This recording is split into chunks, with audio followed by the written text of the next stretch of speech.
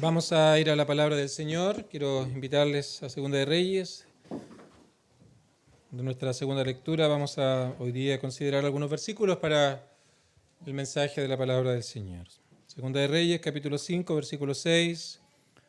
Tomó también cartas para el rey de Israel que decían así: cuando lleguen a ti estas cartas, sabe por ellas que yo envío a ti mi siervo Naamán para que lo sanes de su lepra. Y el tema que quiero presentar en esta tarde se titula Cuatro caminos cerrados para alcanzar salvación. Cuatro maneras que usualmente son tratadas por las personas en vanos intentos de poder hallar paz con Dios. Y lo encontramos en este pasaje de una manera hermosa. La historia de Naamán es una hermosa historia.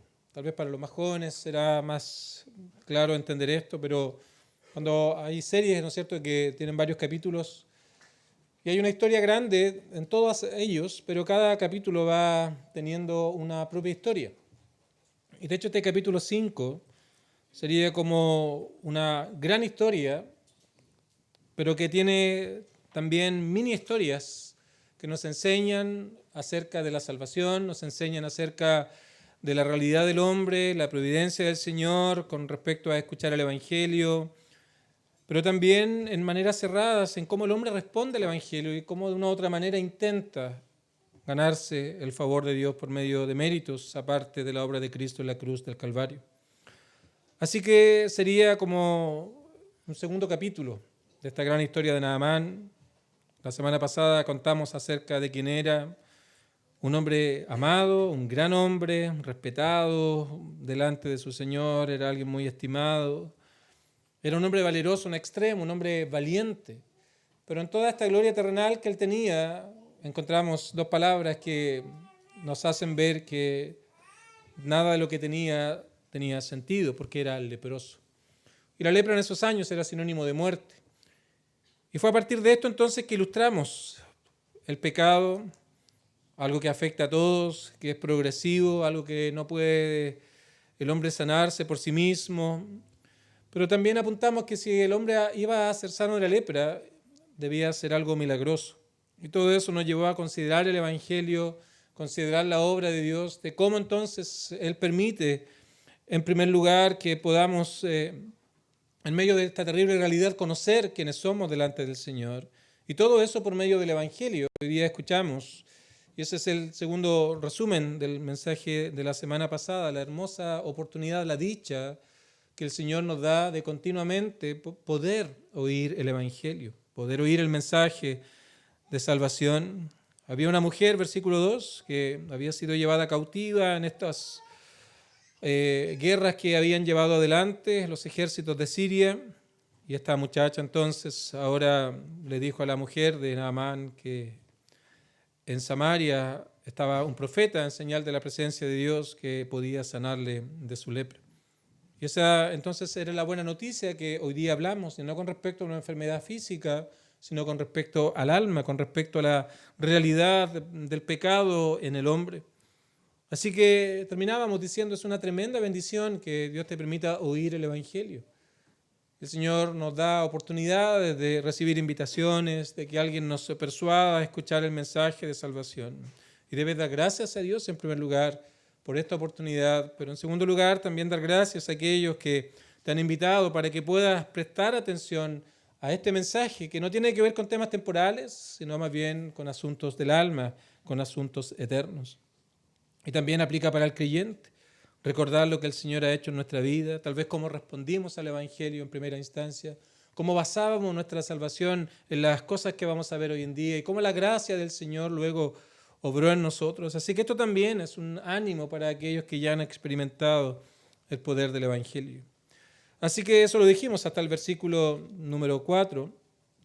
Y luego que Naamán supo de esta noticia que le dio esta mujer a su esposa, entonces ve una luz de esperanza con respecto a su problema. Ve una luz en medio de esa terrible oscuridad, y eso llegamos aquí al versículo número 4, Naamán era muy cercano al rey, por lo tanto fue donde él para relatarle, para contarle acerca de este asunto, de esta noticia que él había recibido.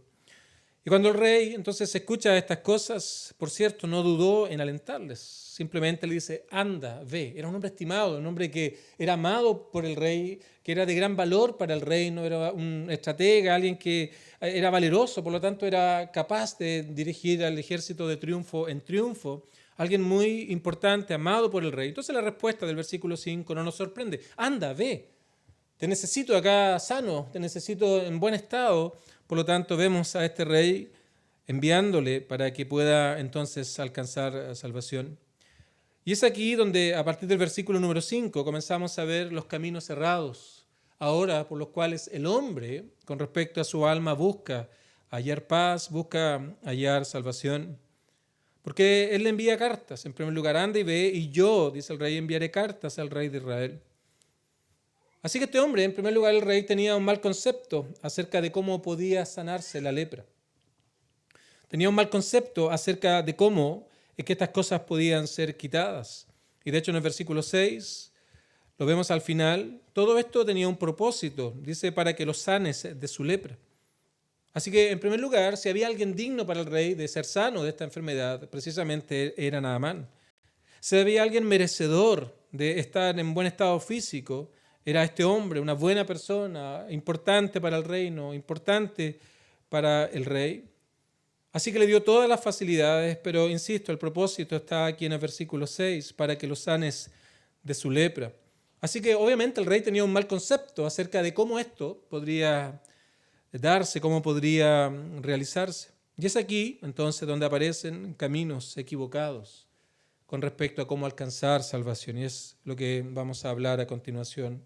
En primer lugar, el versículo 6 nos habla de cartas de recomendación, cuando tomó también cartas para el rey de Israel que decían así, una carta de recomendación diciendo quién era él y todo tal vez lo que significaba con el propósito de que sea sano.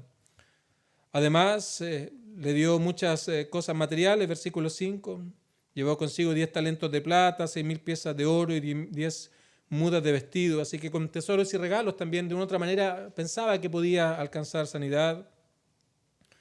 Personas equivocadas, también versículo 7, cuando llegó delante del rey de Israel, la mujer lo había mandado donde el profeta, él fue donde el rey, buscando donde no correspondía salvación, y luego lo vamos a ver con este orgullo e ideas propias que él había almacenado en su vida.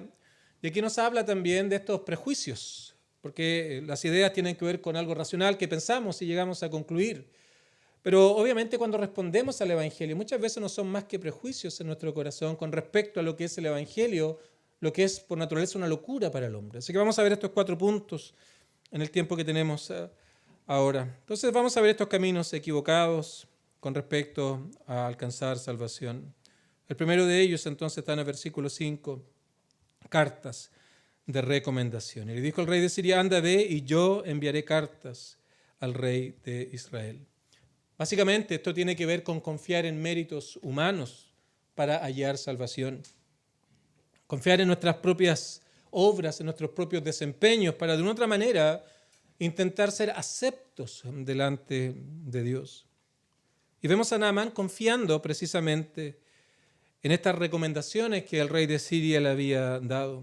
Él va muy confiado con estos asuntos, cartas donde hablaban de lo que era él, lo que significaba, lo que está en el versículo 1. De otras palabras, Naamán decía, ¿cómo me va a rechazar? ¿Cómo van a impedir que esto ocurra? Esto es lo que está detrás de este pensamiento. Naamán mostraba confianza, mostraba dependencia en estos asuntos. Ahora, para nosotros y con respecto al alma, estas cartas pueden tomar distintas formas. Estas cartas pueden tomar distintas características. En primer lugar, si lo vemos en un sentido familiar, podemos confiar en las cartas de recomendación de nuestros seres queridos. Y tal vez pensamos en un sentido, ¿cómo no va a ser salvo si es tan buen hijo? ¿Cómo no va a ser salvo si es tan buen padre? ¿Cómo no va a ser salvo si es tan buen hermano? En un aspecto social, estas cartas de recomendación sonarían algo como todos saben que es una buena persona. Es alguien preocupado por los demás.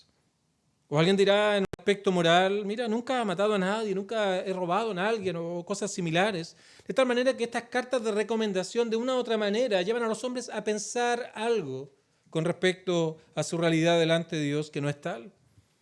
Y por último están las cartas de recomendación religiosas, ceremonias religiosas que han habido, tal vez que hice tal cosa en algún momento de mi vida, tal ceremonia en otro lugar, y he aprendido desde pequeño estas cosas. ¿Cómo no voy a ser salvo?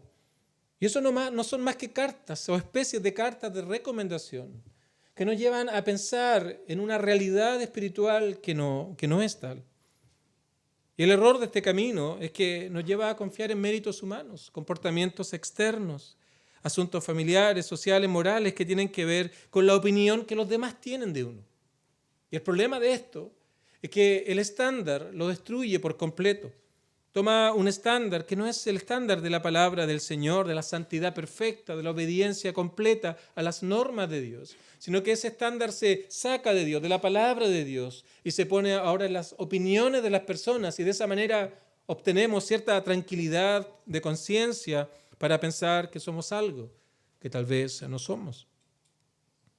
Y quizás has tomado ese camino sin darte cuenta. Descansas en la opinión que otros tengan de ti. Insisto, un buen amigo, un buen hijo, una buena hija, un buen padre, un buen trabajador, una persona que trabaja en asuntos de la iglesia de tal manera, ¿cómo no va a ser salvo? Esto es lo que vemos aquí. Él envió cartas al rey de Israel para que lo sane de su lepra. Confiaba en esta recomendación que un rey mandaba a otro. Pero luego tenemos también el intento vano de comprar la salvación. Pensar que esto se puede pagar, se puede obtener de una manera como aquella. Versículo 5 al final. Y dice, llevando consigo 10 talentos de plata, 6,000 piezas de oro y 10 mudas de vestido. Así que Naamán pensaba que él podía comprar la sanidad de su lepra. Y no estamos hablando ahora de comprar con dinero, una vez más, sino que estamos pensando que por medio de ciertas acciones nosotros podemos llegar a ser cristianos, acciones externas. Pues nuestro intento está en ser una buena persona. Ya no está en la opinión de los demás, sino está en nuestros propios esfuerzos, en la opinión de sí mismo. Y nuestros intentos tal vez de ser una buena persona, porque por medio de ello es que yo puedo ser acepto delante de Dios. O tal vez es que yo debo hacer tal ceremonia para yo ahora poder sentirme parte del pueblo de Dios. Insisto, este camino tiene que ver con la opinión que nosotros tenemos de nuestra propia vida.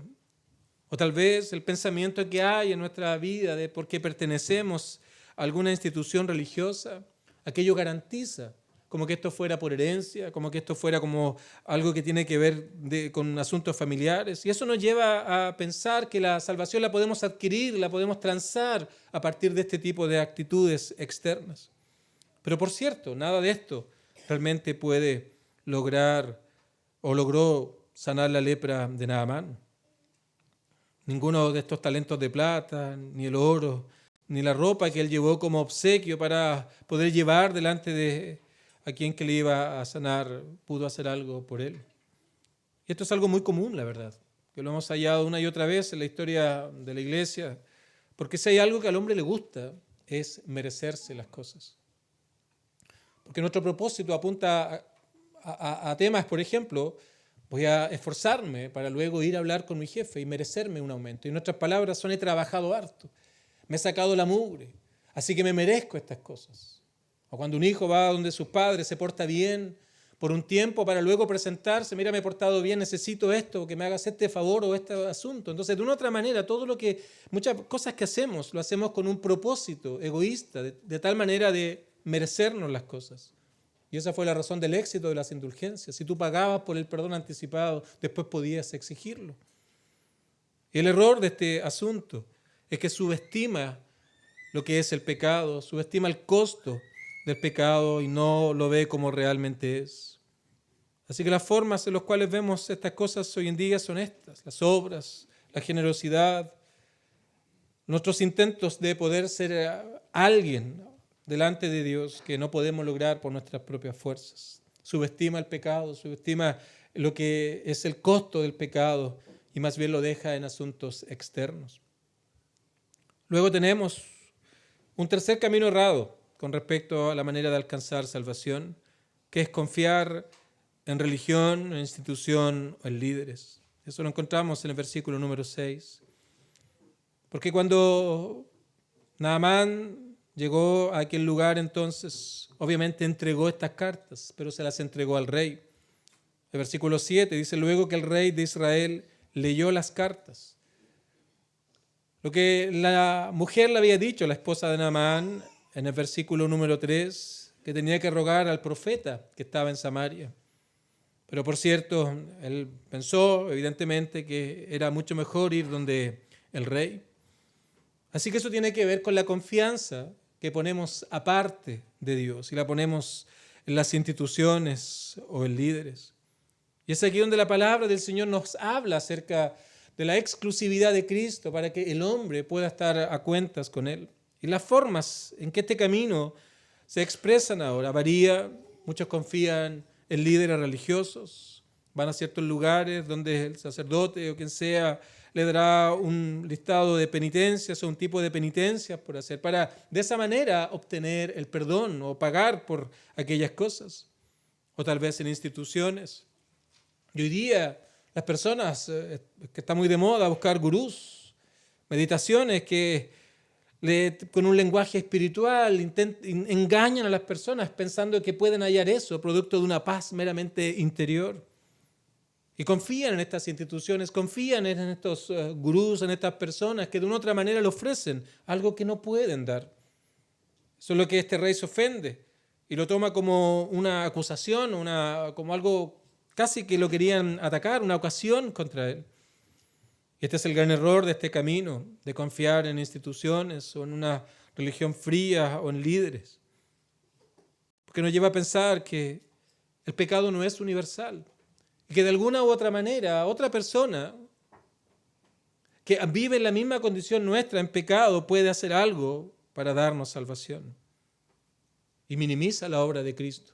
Minimiza lo que el Señor hizo en la cruz del Calvario. Ya no es necesario. Puedo confiar en alguien que pueda decirme qué hacer, cómo hacerlo, cuántas cosas debo rezar en el día para de esa manera poder lograr alcanzar salvación.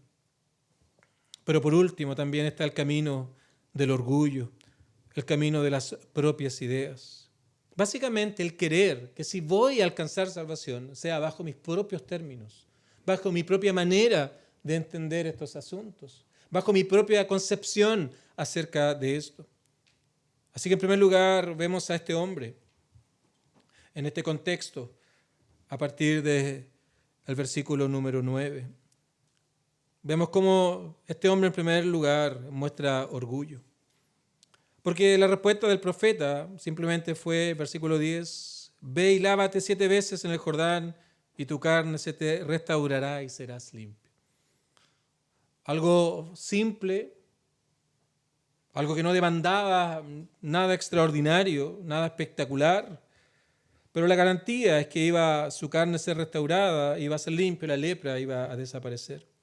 El asunto es que este hombre acostumbrado a los aplausos, al reconocimiento, quería algo espectacular, quería algo grandilocuente.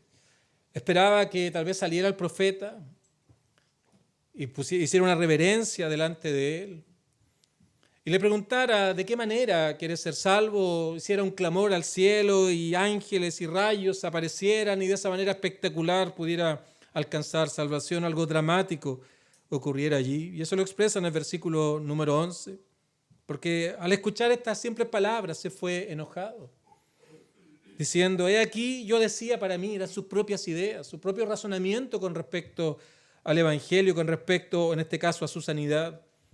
Saldrá él luego, estando en pie, invocará el nombre de Jehová su Dios, alzará su mano y tocará el lugar y sanará la lepra.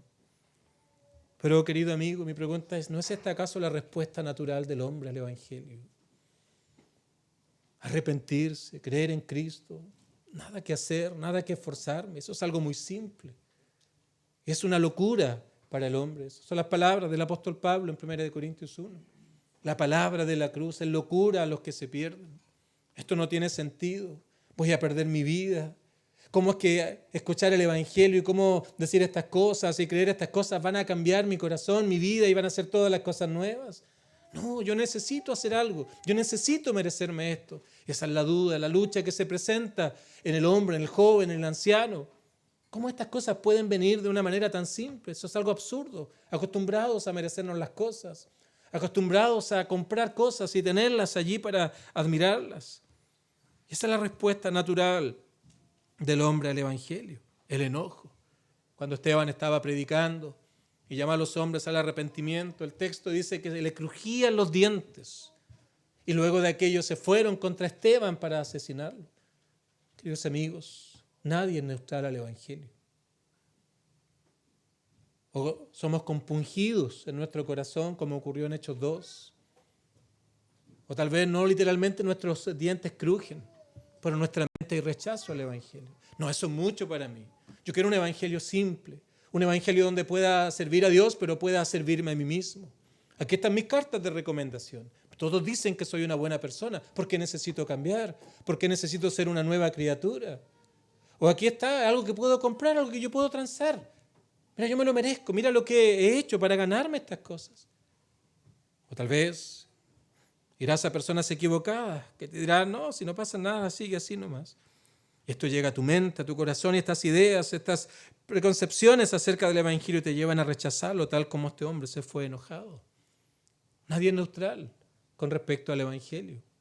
O lo rechazamos, o venimos delante del Señor reconociendo quiénes somos y cuán errados estábamos en pensar ser algo delante del Señor basado en estos caminos errados que se toman. Así que este hombre no era, o no vio lo que esperaba, y eso le enojó. No le gustó la forma en que le atendió, pero tampoco le gustó el mensaje. Le gustó la manera en cómo él anunció el Evangelio, pero tampoco le gustó lo que él dijo. Una vez más, esa es la respuesta del Evangelio. ¿De qué manera respondemos ahora? No, es que esas palabras, es que no habla bien, es que estas cosas, es que el lugar es feo, es que mira acá, es que mira allá. Y luego el mensaje, no es que eso es mucho. Todas esas cosas están en nuestra mente. Están allí dando vueltas mientras se escucha el mensaje, la palabra del Señor. Y muchos ven de esta manera los asuntos del Evangelio. Pero también están sus ideas. Porque no solamente él se molestó por su orgullo, él esperaba reconocimiento, estaba acostumbrado a aquello. Pero también vemos sus propias ideas. Él tenía sus propios planes con respecto a cómo ser salvo. Así que cuestiona las palabras del profeta. Él le dijo, lávate en el Jordán, un libro no tan limpio tal vez, etc. Así que él traza su propio camino. Abana y Farfar, ríos de Damasco, ¿no son mejores que todas las aguas de Israel? Si me lavare en ellos, ¿no seré también limpio? Y se volvió y se fue enojado. Así que este es el cuarto camino de los errores en alcanzar salvación. Cuando no nos rechazamos el Evangelio, cuando no nos interesa, no nos gusta lo que el Evangelio tiene que decirnos. ¿Por qué? Porque tenemos mejores planes con respecto a lo que debe ser hecho. Y hay gente que dice querer ser perdonados. Personas que de una u otra manera dicen, yo quiero ser un cristiano, quiero ser un hijo de Dios, quiero servir al Señor, pero a la vez lo quieren hacer a su propia manera. Quieren alcanzar salvación, pero bajo sus propios términos, bajo su propia idea, bajo su propia manera. Y no pocas personas muchas veces se acercan para decir que quieren conocer a Dios, pero que a la vez no quieren cambiar sus ideas cerradas acerca de Dios. Y Naamán quería seguir su propia idea. Abana y Farfar, ríos hermosos, cristalinos, aguas saludables, aguas agradables. ¿Acaso no son ellos donde mejor me lave para no sentirme mal? No son mejores que todas las aguas de Israel. Y básicamente lo que estaba diciendo Naamán acá, que él quería mantener las cosas que a él le agradaban, las cosas que él amaba. Eso lo vemos también hoy en día. Y ese es el gran error de este camino.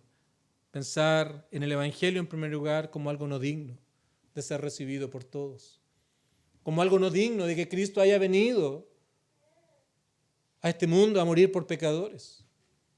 Como algo no digno todo el sufrimiento que nuestro Señor tuvo que tener en la cruz del Calvario para que el hombre pudiera ser reconciliado con Dios. ¿Por qué? Porque yo tengo mi propio plan, tengo mi propia idea, tengo un mejor camino. Tengo una mejor forma de lograr todo esto. Y por otro lado, entonces, es buscar sustitutos al único camino por el cual los hombres pueden hallar salvación y vida eterna. Y aquí recordamos las palabras del autor de los Proverbios. Hay camino que al hombre le parece derecho.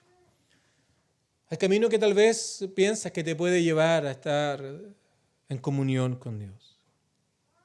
Puedes pensar que las recomendaciones familiares, sociales y todo aquello son suficientes. Y es un buen camino. Puedes pensar que de una otra manera por tu comportamiento puedes comprar la salvación y merecerla. Y para ti ese es un camino bueno, un camino recto. Puedes confiar en instituciones o líderes. Y una vez más te puede parecer un camino bueno. O puedes confiar en tu propio plan. Pero la Biblia dice que hay camino que al hombre le parece derecho, pero su fin es camino de muerte. Porque ese es el resultado de estos caminos, queridos amigos. El resultado de estos caminos son muerte, porque no te pueden dar perdón, no te pueden dar reconciliación, no te pueden dar vida eterna. Los resultados de estos caminos no son más que muerte. Seguir en la condición en la que estás, lejos de Dios, sin Él, no viviendo para la gloria del Señor, sino conformándote, tal vez con pensar ser algo que a la luz de la palabra del Señor no eres. Entonces la pregunta es, ¿en cuál de estos caminos estás? ¿Dónde está tu alma con respecto a estos asuntos espirituales? ¿En qué confías? Cuando dices, soy un cristiano, soy un hijo de Dios. La pregunta, ¿en qué estás confiando?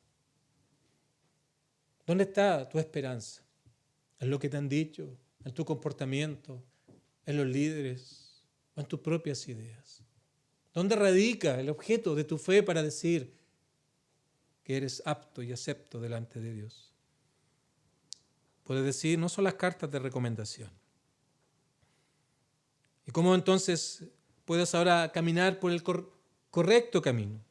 Dado que las recomendaciones de otros no sirven. El camino correcto entonces es confiar en la justicia perfecta de Cristo. Si un día vas al cielo, o vas a la presencia de Dios, cuando mueras, la única recomendación que te va a ser útil para entrar en el cielo es esa que viene de Cristo, de la justicia perfecta de Cristo. ¿Qué es esa justicia perfecta de Cristo? En primer lugar, se refiere a la vida de obediencia de Cristo a las leyes de Dios. Su vida fue una vida de obediencia, una vida justa conforme a la ley de Dios y no a la opinión de otras personas. Pero también esa obediencia fue tal, esa obediencia activa a las leyes de Dios fue tal, que de acuerdo a Filipenses es claro, se hizo obediente inclusive hasta muerte de cruz. Y a esa le llamamos obediencia pasiva. Cuando Cristo allí en la cruz del Calvario llevó las consecuencias del castigo de aquellos como Naamán, en sentido espiritual ahora, que estaban manchados completa y absolutamente por el pecado.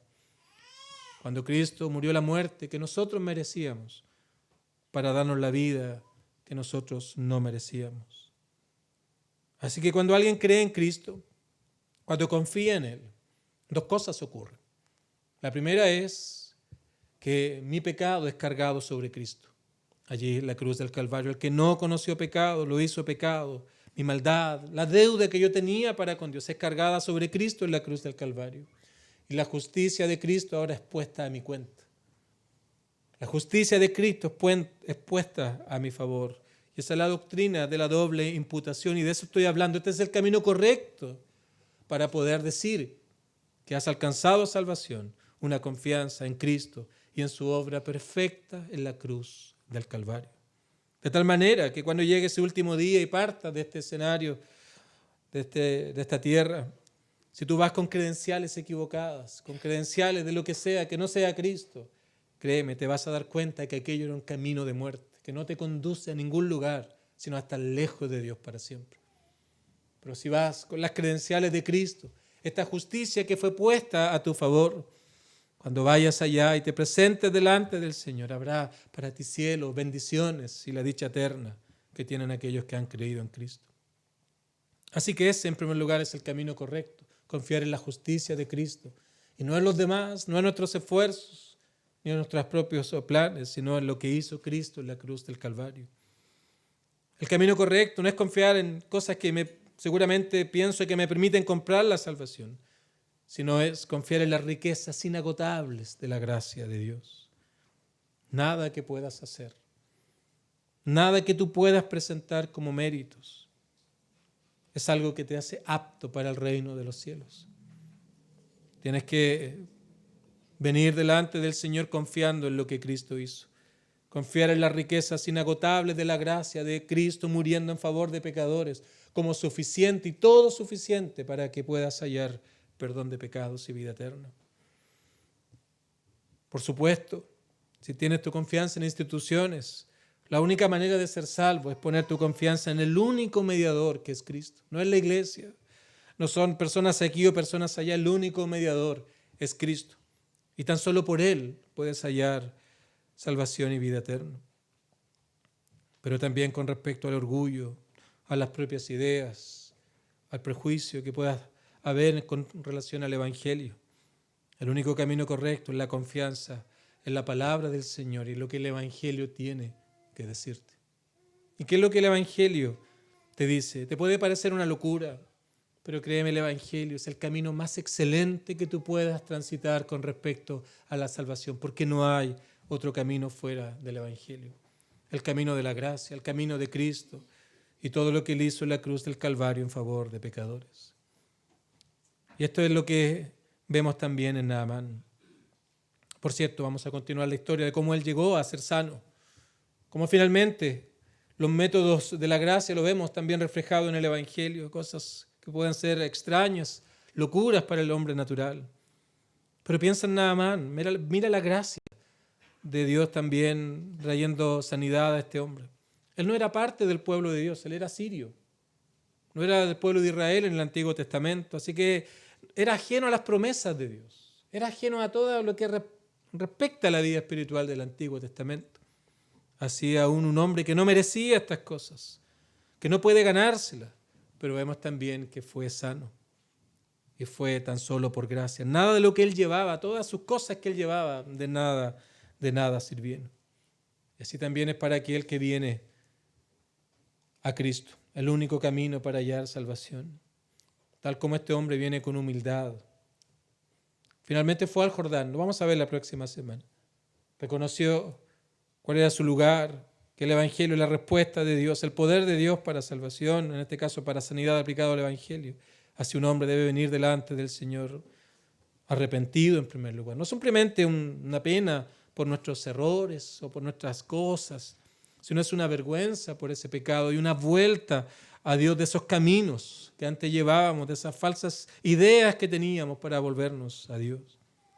Pero también incluye una confianza en Cristo, incluye una confianza en el Señor, no un mero conocimiento, sino es una experiencia personal, una confianza plena en Cristo como único Salvador y Señor. Y cuando tú vienes de esa manera, confesando tu pecado, seas adulto, seas joven, seas niño, cualquier edad, si tú vienes delante del Señor, confiesas tu pecado, aquí está mi maldad, aquí está mi orgullo, aquí está mi vanagloria, aquí está mi confianza en estas falsas credenciales. Señor, aquí está todo lo que soy. Y confiesas tu pecado delante de Dios. El creyente ha hecho al menos una oración en su vida, y es la oración del arrepentimiento. Cuando tú vienes delante del Señor trayendo todas estas cosas. Y en la medida que haces eso ahora, tú pones tu confianza en Cristo. ¿De qué manera? Estos pecados deben ser tratados. La culpa por el pecado debe ser tratada, la deuda debe ser pagada. Entonces, ¿crees que Cristo en la cruz del Calvario pagó por todos y cada uno de ellos, sin excepción? Y que por medio de ello entonces ahora puedes ser perdonado. Tu pecado puede ser cubierto, como dice Salmo 32.